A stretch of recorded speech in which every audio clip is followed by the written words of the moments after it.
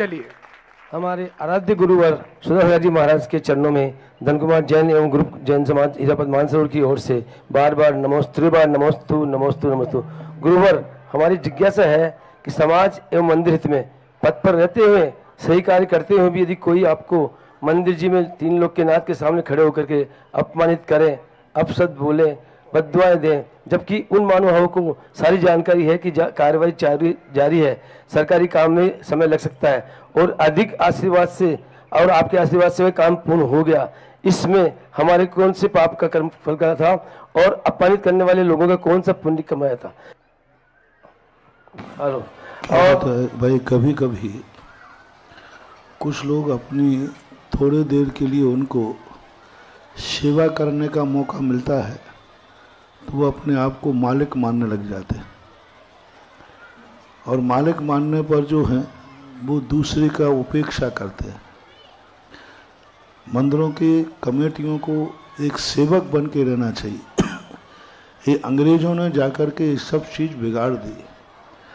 अंग्रेज़ों ने एक सबसे बड़ी बात की, मंदिरों को नाबालिग घोषित कर दिया। एक कानून जब ट्रस्ट बना लगभग 1925-20 के लगभग, तब एक बहुत बड़ी मीटिंग हुई अंग्रेज़ों के समय, इन मंदिरों को कैसे बचाया जाए। भगवान तो बोलते नहीं है, भगवान बोलते नहीं, महाराज बोलते नहीं, फिर इन मंदिरों का मालिक कौन? तो इनको नाबालिग घोषित किया गया कि जो कानून नाबालिग के ऊपर लागू होता है, वो अंग्रेज़ों ने कहा कि जो नाबालिग का कानून है कि नाबालिग का जो व्यक्ति है उसकी कोई भी व्यक्ति, कोई भी संपत्ति है, उसका कोई वारिस यदि होता है तो वो उसको संभालेगा। तो इन मंदिरों को, संसार के सारे मंदिरों को नाबालिग घोषित किया गया और उसकी व्यवस्था बनाई गई कि मंदिर नाबालिग है तो उसका कोई भी ना कोई वारिस होना चाहिए। तो वारिस बनाने के लिए उन्होंने एक ट्रस्ट परंपरा दी। पहले ट्रस्ट परंपरा नहीं थी, उन्होंने एक ट्रस्ट परंपरा दी और ट्रस्ट परंपरा में उन्होंने अध्यक्ष, मंत्री और कोषाध्यक्ष की स्थापना की, उपाध्यक्ष आदि। अब अध्यक्ष का अर्थ होता था मालिक, यानी मंदिरों का मालिक कौन हो गया? अध्यक्ष हो गया।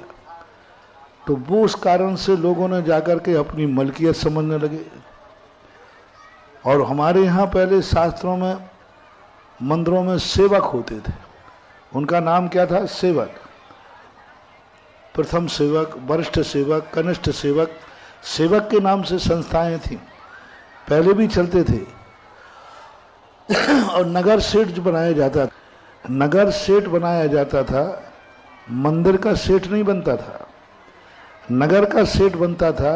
वो नगर का सेठ मंदिर का प्रथम श्रावक होता था, सेवक होता था, और वो मंदिरों की सारी संभाल करता था। तो ऐसी स्थिति के अंदर उनके अंदर नाम के अनुसार सेवा का भाव आता था।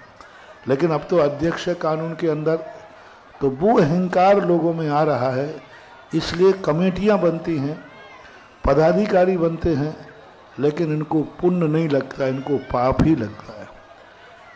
पुण्य में उसको, उस अध्यक्ष को लगता है जो अध्यक्ष बनने के बाद भी समाज का और मंदिर का सेवक बन के काम करे, सेवा बन के काम करे। मंदिर में गाली गलौज करना, हिटलर शाही करना, ये उसके पुण्य का क्षय है, बहुत बड़ा क्षय कर रहा है। मंदिरों में उसको बहुत अनुशासन रखना चाहिए, इसमें कोई बात नहीं है, लेकिन अनुशासन का अर्थ है थोड़ी कि तुम किसी की उपेक्षा करो, गाली गलौज करो, ये बातें अच्छी नहीं है, ये हिटलर शाही कहलाती है। अच्छे से अनुशासन रखना चाहिए, अनुशासन की कोई निषेध नहीं है। अनुशासन गालियों से ही आता है ऐसी बात नहीं है, अपनी एक व्यवस्था के अनुसार भी आता है। रही बात जिसका अपमान आदि किया जा रहा है, चिंता मत करो, देव साध गुरु के सामने या इनके निमित्त से तुम्हारा कभी अपमान हुआ है, समझ लेना अब तुम्हारा बहुत बड़ा सम्मान होने वाला है। देव साध गुरु के निमित्त से कभी अपमान सहन करना पड़े तो बहुत अच्छी तरह से सहन करना, उस समय तुम्हारे लिए बहुत सम्मानीय कर्मबंध हो रहा है। और जो देवसाद गुरु के निमित्त से किसी का अपमान करने जा रहा है, उसका समझ लेना बहुत बड़ा अपमान होने वाला है, ऐसा मानना चाहिए। नमस्ते महाराज। और ये पूरे देश के लिए पूज्यवर का बात है, और हम आज उस भारत देश के नागरिक हैं जिस भारत देश में एक सुंदर परंपरा हमारे माननीय प्रधानमंत्री जी ने डाली है, जो स्वयं अपने को प्रधान सेवक कहलवाना पसंद करते हैं। और पूज्यवर तो बता रहे हैं, हमारे ग्रंथों में उल्लेख आता है कि जो मंदिर की कमेटियां होती थी वो मंदिर के सेवक के रूप में कार्य करती थी, मालिक के रूप में नहीं। ये बात सारे मंदिरों के अध्यक्ष, मंत्री और कमेटी के लोग समझ लीजिएगा। आज पूज्यवर ने जो बात कही है, हमारा व्यवहार, हमारा आचार, हमारा सब कुछ कार्य सेवक की भांति होना चाहिए।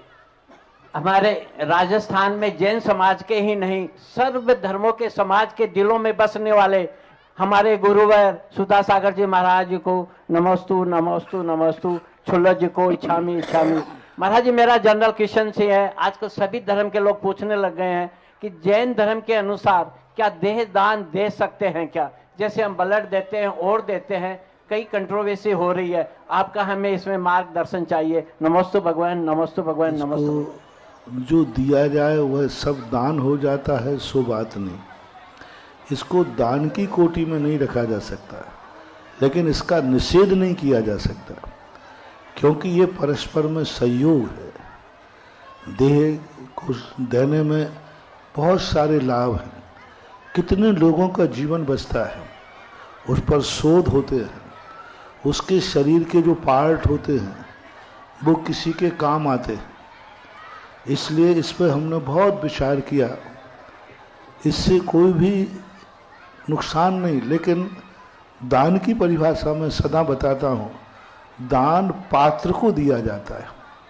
पात्र यानी देव शास्त्र गुरु के निमित्त से जो दिया जाए वही दान है, बाकी सब सहयोग है।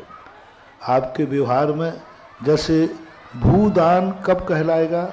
जब मंदिर को आप दान देंगे तो भूदान है, लेकिन आप अपने रिश्तेदार को देंगे तो भूदान में नहीं आएगा, सहयोग में आएगा।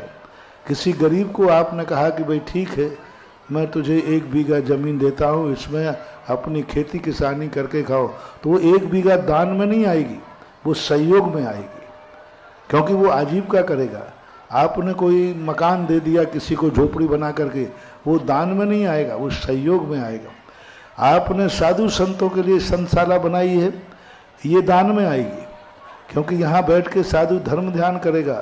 और एक झोपड़ी बनाकर आपने किसी गरीब को दी है, वो दान में नहीं आएगी, वो सहयोग में आएगी। इसलिए जो देह दान का जो उपयोग है वो आप गृहस्थों के लिए है।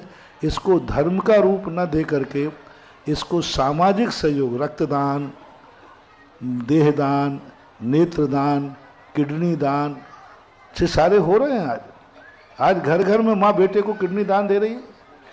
वो दान की कोटि में नहीं है, बस दान मत लगाओ, बाकी समाज की व्यवस्था के अनुसार कोई बाधा नहीं है, देना चाहिए। क्योंकि आप परस्पर में एक दूसरे को, किसी ने एक ऐसा केस सुनकर के मैं द्रवीभूत हो गया कि एक यंग ब्लड व्यक्ति मरा, तो उसके मरते के पहले वो कहा करता था कि मेरी आंखें दान दे देना। जब मरा तो उसकी पत्नी यंग था, तो कुछ मतलब अनकॉन्शियस जैसी हो गई, अर्थी निकल गई। अर्थी निकलने के बाद उसको होश आया कि वो हमेशा दान देने की बात करते थे नहीं, तो तुरंत वहाँ से दौड़ी, समाचार भेजा, अर्थी में आग लगने वाली थी, और तुरंत उसने कहा नहीं रोको, वो हमेशा नेत्रदान की बात करते थे। तुरंत स्मशान घाट में टीम पहुंची डॉक्टरों की, उसकी आंखें निकाली, और एक को जिंदगी में कभी आंखें निकालने का कोई मतलब नहीं था, ऐसे व्यक्ति को आंख लगाई गई, और वो व्यक्ति जो आंखें देखा बोले जिंदगी में मैं देख पा रहा हूँ। पूरे फूलों फलों से थाल लेकर आया, और उस महिला का, देवी का, बोले नहीं ये महिला नहीं है, ये देवी है, और देवी मान के उसकी पूजा की कि मेरी जिंदगी में कभी देखना हो पाएगा, सवाल ही नहीं उठता। तो अब ऐसे जो परस्पर में सहयोग हैं, इनके लिए करना चाहिए, कोई बाधा नहीं। बस इसको धर्म का रूप मत देना, बाकी करने में कोई बाधा नहीं है। नमस्ते महाराज, नमस्ते महाराज। और पूरा देश सुन ले, पूज्यवर की सोच, जैन दर्शन की सोच बहुत प्रोग्रेसिव है। हमने संकुचित कर दिया अपने आप को, और जब हम अलग अलग एंगल से देखते हैं, और पूज्यवर ने बताया आज और हर बार अपने प्रवचनों में बताते हैं, हमारे को 3 प्रकार से कार्य करना है: सहयोग, भेंट और दान। और दान, जैसा पूज्यवर कह रहे हैं, वह केवल सुपात्र देवशास्त्र गुरु को दिया जाता है। सहयोग अपने से नीचे किसी को भी किया जा सकता है। भेंट अपने से बड़े माता पिता राजा, इनको भेंट दी जा सकती है। तो पूज्यवर जो जिस एंगल से हमें समझा रहे हैं, आज बहुत सारे लोग धर्म को बहुत नैरो माइंडेड कर चुके हैं। हमारा जैन धर्म बहुत ब्रॉड माइंडेड है, प्रोग्रेसिव है, बस समझने की जरूरत है। बहुत बहुत धन्यवाद।